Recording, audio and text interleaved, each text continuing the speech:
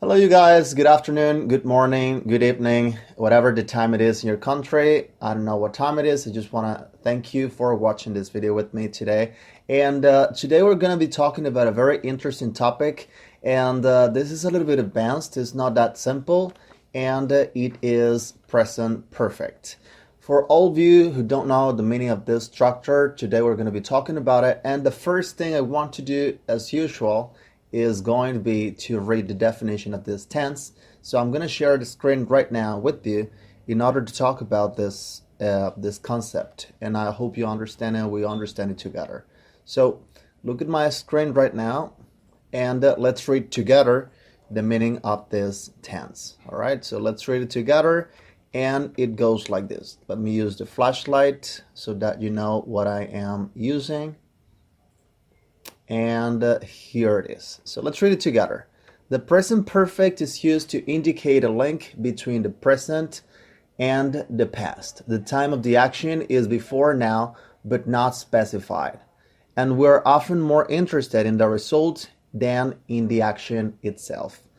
Be careful, there may be the verb tense in your language with the similar form, but the meaning is probably not the same. So what does it mean? In other words, we're talking about the fact that present perfect is used to emphasize as an action that started in the past and continues now in present. For example, I have been, I don't know, living in this world for around 20 some years. So that is present perfect. We use it to talk about something that started in the past and continues now in present. Let's see a couple of examples. Before we continue with the explanation, I want to show you a couple of examples. These are my friends, Batman and the Joker. I hope you know a little bit about them. They are a very interesting couple. They love each other. They really like each other. No, I'm kidding. They don't like each other. They hate each other. And I know you know it. So that's why I want to use them to give you some examples. The first example is I have crazy for love. So according to the definition of present perfect, we can use this tense to talk about something that started in the past and continues now in present. So if I tell you that I have been crazy for love, it means that before, in the past, I was crazy for love, and now I am crazy for love as well. So this is exactly the meaning and the use of present perfect. Okay, so look at the second example. The second example is Tina has a hot dog. So what do you think the correct answer is? The correct answer is eaten, right? This is the correct answer right here, eaten. So why do we use this tense here? Maybe you're wondering, okay, Frank, but in this case, you're not talking about an action that started in the past and continues now in present because it just happened and it finished. Yes, this is another use that we have for present perfect, and it is that we can use present perfect to talk about an action which result is obvious in present. For example, if you look at my hair, I just brushed my hair, so I can tell you I have brushed my hair because the result is obvious. So this is the second example. This is the second definition that I want to talk about today. So look, I'm going to share the screen right now, and I'm going to share with you some different meanings for present perfect. If you look at me here, and if you look at the meaning that we have in the screen right now, I'm going to talk about 5 different meanings for, or 5 different uses for present perfect. The first one is an action. Let me zoom it in a little bit because it looks a little bit too small. So look, the first one is an action. Let me move my camera from, because it's kind of difficult for me to see it here. So look at the first one. It is an action or situation that started in the past and continues in present. For example, I have lived in Bristol since 1984 and I still do it. So what does it mean? It means that I started to live here in this place in 1984, and right now I am still living here. So that is the first use of present perfect. We use it to talk about something that started in the past and continues now in present. This is what I already told you, but let's look at the second definition of present perfect, and it is an action performed during a period that has not yet finished. Okay, for example, she has been to the cinema twice. She has been to the cinema twice this week, and the week isn't over. So this is still for an action that you did in the past during some specific period of time. The third definition, or the third use for present perfect, is a repeated action in an unspecified period between the past and now. For example, we have visited Portugal several times. So we use this tense, we use present perfect to talk about something that happened in the past many times, and you can still do it in present. For example, I have visited many places in the world. So this is something that you can use to talk about actions that you did in the past repeatedly, and you can do it again in future. So this is the third use of present perfect. The fourth one is an action that was completed in the very recent past, expressed by just. Like what I just told you before. Remember, like I just brushed my hair. I have just brushed my hair. So the example here is I have just finished my work. So the result is obvious. You can see the result, and that's why I use just, because it means that it was done a couple of seconds, maybe a couple of minutes ago. It was not like that long ago. And the final, number 5 definition for present perfect is an action when the time is not important. For example, he has read War and Peace. So when did this person read this book? I have no idea. I don't care. The only important thing is that this person did this action in the past, no matter when this person did the action. But I just had a technical problem. Don't worry, I will fix it. Okay, and so this is why we use present perfect. We use present perfect to talk about an action that you did or someone did in the past. No matter when this person did it, this person just did it in the past, and you can use present perfect to talk about it because it's really not important when this person did it. The result of this reading is important. The only important thing here in this sentence, he has read War and Peace, is the fact that he read the book, not the fact of, the time or when this person read the book. That's not important. The important thing here is the fact that this person read the book. So for this kind of situations, you never use a time expression.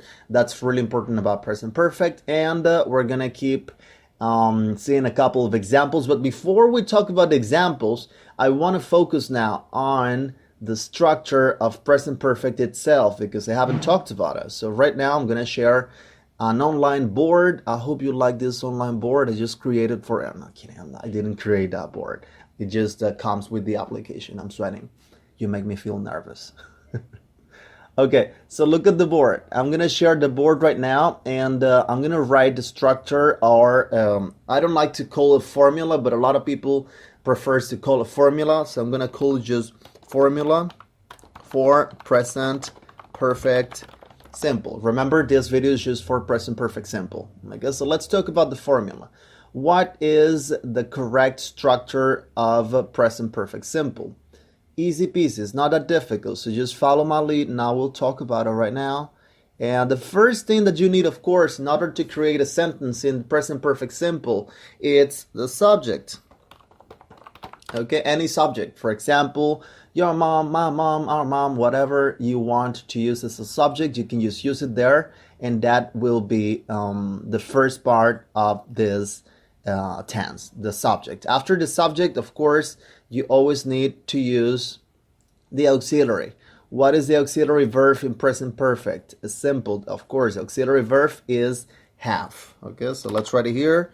Auxiliary verb, which is have, or of course, if you use the third person singular, which is she, he, or it would have to be has. Okay, so after the auxiliary verb have or has, then you have to use the main verb. Let me write it here. The main verb in past participle. Subject, auxiliary verb, have or has. Then you have to use the main verb in past participle. What is past participle? I hope you know it, because I'm not going to talk about it in this video, but maybe in a different video I can talk about what past participle form of a verb is, but not now. If you have any questions, you can just you can Google it up and you will find out some pretty interesting information about it. So use the main verb in past participle, and finally, the last thing that you have to do here is to use the predicate or complement. All right, so that's it. And of course, this is for a positive sentence in present perfect. If you want to use a negative sentence in present perfect simple, everything you have to do is add the word not after the auxiliary. Okay, After the auxiliary, you add the word not, and then the sentence will become or will turn into a negative present perfect simple tense. All right, so let's see another. Well, you can take a print screen now. You can take notes if you want, but I'm going to get rid of this screen right now. And I'm going to show you guys more examples because practice makes perfect. So we always need to practice in order to become better speakers of English. And this is the last example of today, the last couple of examples of today. And let me show it. Let me show you a little bit of it. And it is right here. Okay. So in here we have a couple of exercises. Let's see together. According to the rule we practiced before, the first thing you have to do is to use the subject, then you have to use auxiliary, which is right here.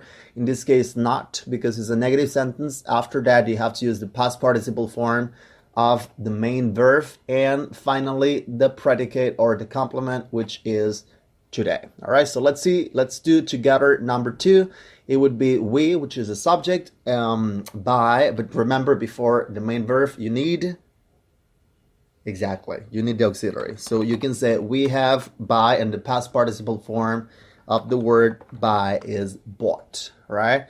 So we have bought a new lamp. Remember, you don't say boat. A lot of people say boats, not boat. Boat is the Titanic. Remember that movie? That's a boat. The correct pronunciation is bought, all right? And okay, let's see the next one. We plan our holiday yet. Of course, we can say we haven't or have not planned our holiday yet. Number 4, where you been? So we can say where have you been? This is a question. It's not an affirmative. We can talk about the structure later. And number 5 is we, 5 letters. We have, third person singular. He has written 5 letters. Number 6 is she, him for a long time. She has not seen him for a long time. And number 7, at school, it would be have you been at school. Number 8 would be school has not. Of course, it has, because school is third person singular. If you replace the subject school for another word or a personal pronoun, it would be it. School is an object, so it would be it. It has not started. It has not started yet. And number 9, it would be speak he to his boss. So the answer is has he spoken to his boss. Spoken is a past participle. And of course, the last one, it would be no, he hasn't had the time yet. So let's check the answers. And of course, everything is perfect because I am the best. No, I'm kidding. Everything is good because I have been practicing, and I hope you practice as well. Guys, this is everything for today. I really hope you liked it. I really hope you understood. I made myself understood by you, because I know sometimes it's difficult for teachers to help everybody understand something, because not everybody understands the same way. So I really understand that, and that's why I really appreciate the fact that you're watching this video. And see you next time. Have a good day, have a good afternoon, have a good evening. That's it. Take care, and bye guys.